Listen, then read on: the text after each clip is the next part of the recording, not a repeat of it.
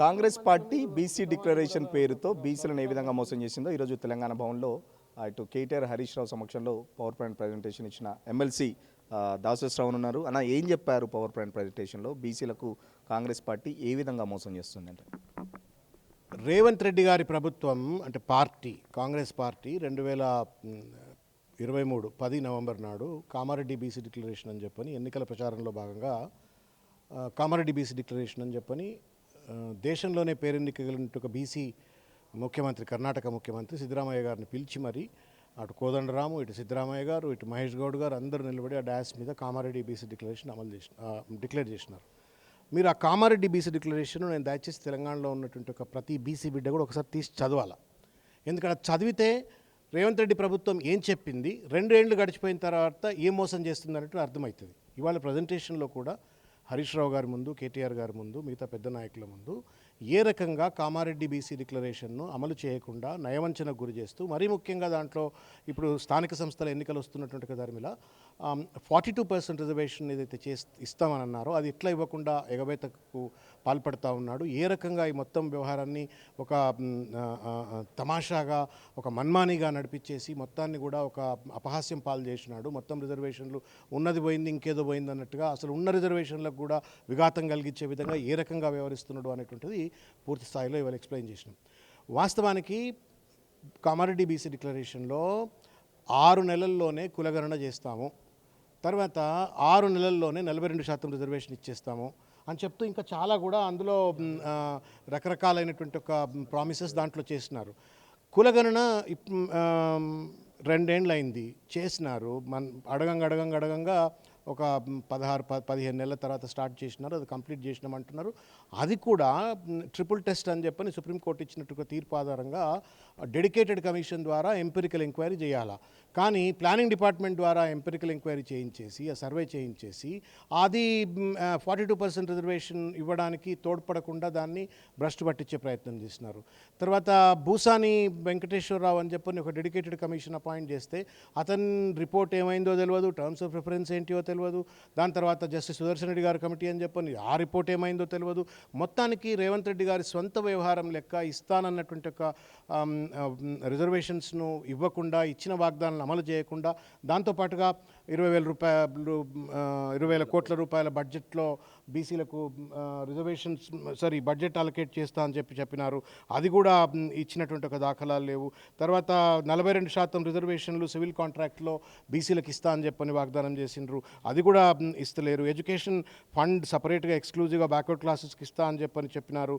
తర్వాత BC welfare కోసము separate fund ఇస్తా అని చెప్పినారు. ఎంబీసీలకు మంత్రిత్వ శాఖ ఇస్తా అని చెప్పినారు. ఇట్లా విద్యలో కావచ్చు, వెల్ఫేర్లో కావచ్చు, కాంట్రాక్ట్స్లో కావచ్చు, తర్వాత ప్రత్యేకించి కొన్ని కులాలకు ఏ రకమైనటువంటి వెసులుబాటు కల్పిస్తామని చెప్పని ఎక్స్క్లూజివ్గా ప్రామిస్ చేసినారు. ఒకవేళ రేవంత్ రెడ్డి గారికి రాజ్యాంగబద్ధమైనటువంటి ఒక నియంత్రణనో లేకపోతే కష్టాలు నష్టాలు ఏమైనా 42% రిజర్వేషన్ ఇవ్వడానికి అడ్డంకైనట్టయితే మరి 20,000 కోట్ల రూపాయలు అయితే రేవంత్ రెడ్డి సంతకం పెడితే అయిపోతుంది. బట్టి రేవంత్ రెడ్డి ఇద్దరు కూర్చొని ఒక సంతకం పెడితే 20,000 కోట్ల రూపాయలు బీసీలకు వస్తుంది. ఎందుకు ఇవ్వట్లేవు? 42% బీసీలకు కాంట్రాక్ట్లలో వాటా ఇవ్వడానికి రేవంత్ రెడ్డి ఒక ఎగ్జిక్యూటివ్ సంతకం పెడితే అందరికీ కాంట్రాక్ట్లు వస్తాయి. మరి బీసీలు కాంట్రాక్టర్ లేరా? బీసీ విద్యార్థులు ఇవాళ ఫీ రియంబర్స్మెంట్ పథకం అమలు చేయకపోతే చాలా ఇబ్బందికి గురవుతా ఉన్నారు. నువ్వు ఇవాళ బీసీ విద్యార్థులకు ఫీ రియంబర్స్మెంట్ ఇస్తా అని చెప్పి ఓట్లు దండుకున్నావు. ఎందుకు ఇవ్వట్లేవు?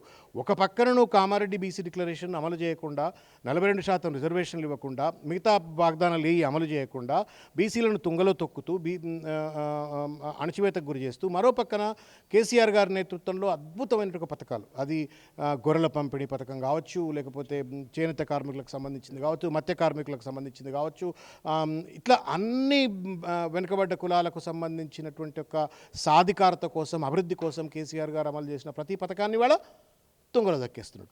నువ్వు ఇచ్చిన వాగ్దానం అమలు చేయవు. కేసీఆర్ గారి కాలంలో అమలు చేసినటువంటి ఒక వాగ్దానాన్ని అమలు చేయవు. మరి ఏం చేద్దాం అనుకున్నావు? మొత్తం బీసీలకు షటకోపం పెట్టి వాళ్ళ మోసం చేయాలనే ప్రయత్నం రేవంత్ రెడ్డి గారు చేస్తూ ఉన్నారు.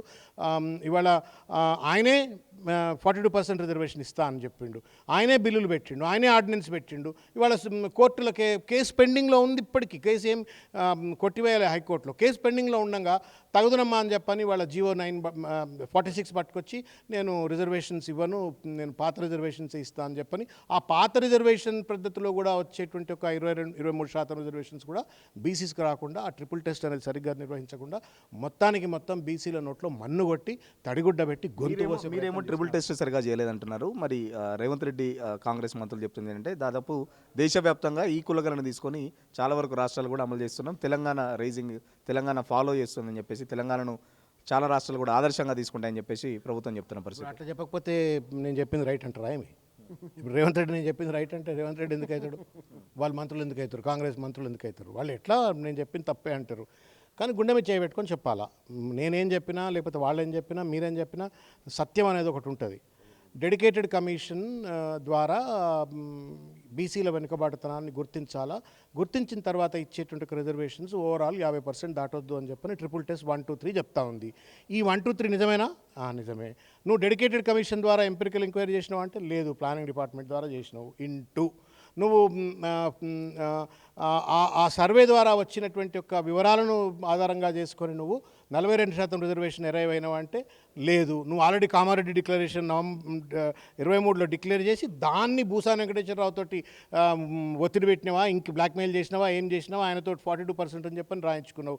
అక్కడ నువ్వే కంప్లై చేయకుండా మళ్ళీ ఇంకేమో చేసినావు అని చెప్పానంటే కూట్ల రాయిదీనలు ఎట్లా రాయి తీసినావు అని చెప్పని బీహార్లో పోయి చెప్పుకుంటున్నారు, లేకపోతే ఇంకో దగ్గర పోయి చెప్పుకుంటున్నారు. ఇది తెలంగాణ బీసీలను మోసం చేసింది కాక బీహార్ బీసీలను మహారాష్ట్ర బీసీలను మోసం చేసే ప్రయత్నం చేస్తున్నారు. ఇది తప్పు.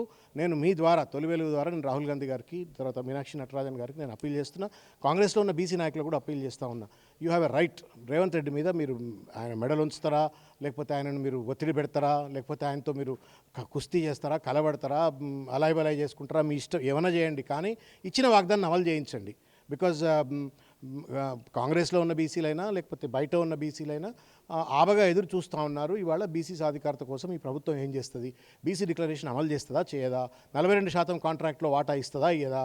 బీసీ విద్యార్థులకు ఫీ రియంబర్స్మెంట్ పథకం ఇస్తుందా ఇవ్వదా? లేకపోతే ఎడ్యుకేషన్ ఫండ్ ఇస్తుందా ఇవ్వదా? మిగతా కులాలకు సంబంధించినటువంటి సాధికారత కోసం ఇచ్చినటువంటి ఒక వాగ్దానం అమలు చేస్తుందా చేయదని చూస్తున్నారు. కాబట్టి ఇలా మహేష్ గౌడ్ గారి పైనైనా లేకపోతే మధుయాష్కి గారి పైనైనా పొన్నం ప్రభాకర్ గారి పైనైనా అక్కడ ఉన్నటువంటి చాలామంది బీసీ నాయకులందరిపైన కూడా ఇవాళ నైతిక బాధ్యత ఉంది. రేవంత్ రెడ్డి గారు ఒక పెద్ద మోసానికి పాల్పడ్డారు. ఇస్తానన్న 42% రిజర్వేషన్ ఇవ్వలే. ఇస్తానన్నటువంటి ఒక ఏ వాగ్దానాన్ని కూడా పూర్తిగా కామారెడ్డి బీసీ డిక్లరేషన్ ప్రకారం అమలు చేయించే బాధ్యత ఇవాళ కొట్లాడే బాధ్యత మీపైన, మీడియాగా మీపైన ఎంత ఉందో, నా పైన ఎంత ఉందో, లేకపోతే మహేష్ యాదవ్ గారి పైన ఎంత ఉందో, మిగతా మధుకర్ యాదవ్ గారి పైన ఎంత ఉందో, అంతకంటే ఎక్కువ బాధ్యత పార్టీలో అధికారంలో ఉన్నటువంటి ఒక బీసీ నాయకుల పైన ఉంటుంది. కాబట్టి నేను కాంగ్రెస్ పార్టీలో ఉన్నటువంటి ఒక పెద్ద నాయకులు చేయాల్సిందంతా చేసాం, ఇంకేం చేయాలి? బీసీలకు సంబంధించి రిజర్వేషన్ సంబంధించి మేము చేయాల్సిందంతా చేసాం. అట్లా నువ్వు అడుగుడు బాగుంది, వాళ్ళు అనుడు బాగున్నది. 20,000 కోట్లు బడ్జెట్ ఇచ్చినారా బీసీలకు? రిజర్వేషన్ సంబంధించి మేము అన్ని చేసాము, బట్ కోట్లు కొట్టేస్తున్నాయి. అదే ఎట్లున్నది అంటే ఇప్పుడు నేను చేసినా కానీ వాళ్ళు కొట్టేసిండ్రు అని చెప్పి నేను చెప్పింది కదా, రామాయణం అయితే రావణ సీమిత ఏమవుతుందని అడుగుతున్నారు. డెడికేటెడ్ కమిషన్ ద్వారా సర్వే చేయించకుండా మీరు ప్లానింగ్ కమిషన్ ద్వారా చేయించినారు. నెంబర్ 1 తప్పు. రెండవది 42% రిజర్వేషన్ను మీరు ముందే ఫిక్స్ చేసుకొని దాన్ని మీరు భూసాని వెంకటేశ్వరరావు తోటి చెప్పించి ఇది 42% రిజర్వేషన్ బేస్డ్ ఆన్ ది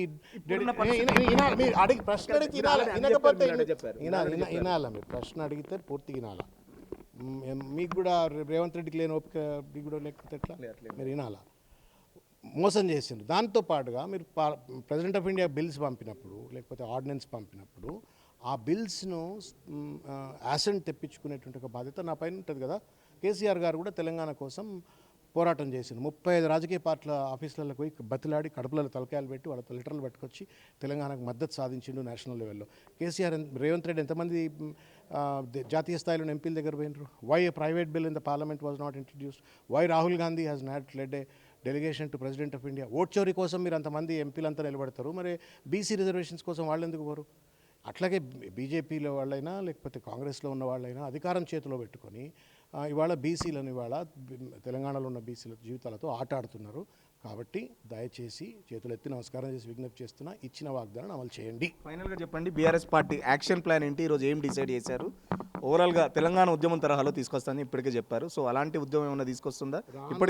ఇప్పటికే చాలా మంది బీసీ లీడర్లు అయితే మొత్తం వచ్చేసి రిజర్వేషన్లు వచ్చాయని చెప్పేసి ముఖ్యమంత్రి దగ్గరికి వెళ్ళి పాలాభిషేకాలు కూడా జరిగిన సందర్భం చూస్తున్నాం. సో ఇప్పుడు వాళ్ళ కళ్ళు తెరిపించే ప్రయత్నం మీరు ఏమైనా చేస్తున్నారా? సరే, పాలాభిషేకాలు పూలాభిషేకాల బ్యాచ్లు వేరు, కానీ మాకు ఇవాళ ఒక బాధ్యత ఉన్నది, ఒక బాధ్యత కలిగినటువంటి ఒక ప్రతిపక్షంగా. ఎందుకంటే ఎన్టీ రామారావు గారి కాలంలో బీసీలంతా కూడా ఎన్టీ రామారావు గారు వెంట ఉన్నారు. కేసీఆర్ గారి జమానాలో మళ్ళా బీసీలంతా కూడా తెలంగాణ బీసీలంతా కూడా కేసీఆర్ గారు వెంట ఉన్నారు. కాబట్టి కేసీఆర్ గారు వెంట పనిచేస్తున్నటువంటి ఒక బీసీ నాయకులుగా ఇవాళ బీసీ సాధికారత కోసం బీసీ యొక్క హక్కుల కోసం కొట్లాడేటువంటి ఒక బాధ్యత మా పైన ఉంది. కాబట్టి వచ్చేటువంటి ఒక 3 నెలల్లో తప్పనిసరిగా పెద్ద ఎత్తున ఒక కార్యాచరణతో పల్లెకు పోతాం, జిల్లాకు పోతాం, మండలం పోతాం. రేవంత్ రెడ్డి గారు నాట్ ఓన్లీ ఆన్ 42% రిజర్వేషన్, మొత్తం డిక్లరేషన్లో చేసిన మోసాలు కావచ్చు, కేసీఆర్ గారు ఇచ్చిన వాగ్దానాలను అమలు చేసిన స్కీమ్స్ని అమలు చేయకుండా ఎట్లా వాళ్ళ జీవన విధానాలను విధ్వంసం చేస్తూ ఉన్నాడు, అన్నింటినీ కూడా ప్రజల దృష్టికి తీసుకొస్తాం. ఈ ప్రభుత్వం పైన ఒత్తిడి తెచ్చి 42% బీసీ డిక్లరేషన్ అమలు చేయించే ప్రయత్నం చేస్తాం. గతంలో కేసీఆర్ గారు అమలు చేసిన ప్రతి పథకాన్ని అమలు చేయించే ప్రయత్నం చేస్తాం. బీసీ సాధికారత కోసం కేసీఆర్ గారు, కేటీఆర్ గారు, హరీష్ రావు గారి యొక్క ఆలోచనల మేరకు పెద్ద ఎత్తున భవిష్యత్తులో పల్లెలో జిల్లాలో తిరుగుతాం. ఖచ్చితంగా కాంగ్రెస్ పార్టీ 42% రిజర్వేషన్తో ఏదైతే మోసం చేసిందో ఈరోజు అదే పవర్ పాయింట్ ప్రజెంటేషన్ దాదా మొత్తం బీసీ నేతలకు అందరికీ చెప్పిన పరిస్థితి.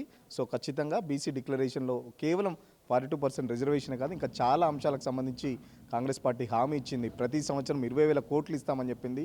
42% రిజర్వేషన్ సంబంధించి సివిల్ కాంట్రాక్ట్లో కూడా బీసీలకు అవకాశం ఇస్తాను. ఇవన్నీ రేవంత్ రెడ్డి తలుచుకుంటే చేయొచ్చు, బట్ ఇప్పటి వరకు చేయట్లేదు. సో ఇప్పటికైనా బీసీలు మేల్కోవాలి. ఖచ్చితంగా ఎన్టీఆర్ పీరియడ్లో బీసీలంతా ఏకమై ఎట్లా చేశారో, సో ఇప్పుడు మళ్ళీ కేసీఆర్ టైంలో కూడా, కేసీఆర్ హయాంలో కూడా బీసీలంతా ఏకమవుతారు. ఖచ్చితంగా కాంగ్రెస్ పార్టీ చేస్తున్న మోసాలకు సంబంధించి బీసీలంతా ఒక పెద్ద ఎత్తున బీఆర్ఎస్ ఆధ్వర్యంలో పెద్ద ఎత్తున కార్యాచరణ కూడా ప్రకటిస్తున్నాం. పల్లె కూడా వెళ్తున్న పరిస్థితి.